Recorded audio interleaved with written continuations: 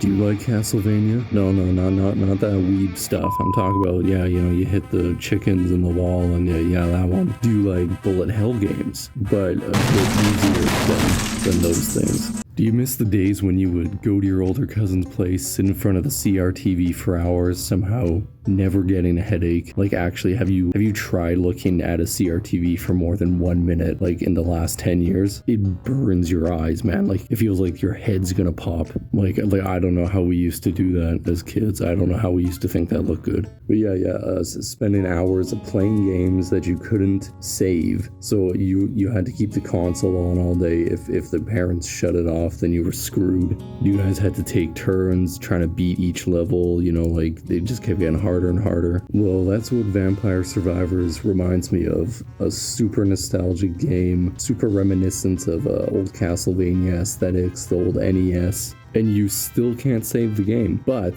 the game only takes 30 minutes to beat. Oh, and also the chickens are on the floor now. They don't come out of the wall, they come out of the floor. So what you do is you load it up, you choose a Castlevania-esque hero, and you gotta survive wave after wave of Castlevania-esque enemies. As you're trying to fight new enemies, you'll start discovering new weapons. You'll start unlocking hidden items and upgrades, and you'll be earning gold. At first, you might not be able to survive for too long. I'm not saying the game's super hard, but the more you unlock, the longer you'll be able to live. The longer you live, the more gold you'll get. And the more gold you get, that'll allow you to get some permanent upgrades. So there is a sense of progression in the game as you unlock more weapons, upgrades, and characters. Yeah, that's right. You can be like Alucard and, whatever. I mean, he's not actually Alucard, but you know what I'm trying to say. Each character starts off with different weapons. They all have different abilities and stats, which will compound with the upgrades that you've purchased in the game menu. So eventually you'll have this whole arsenal of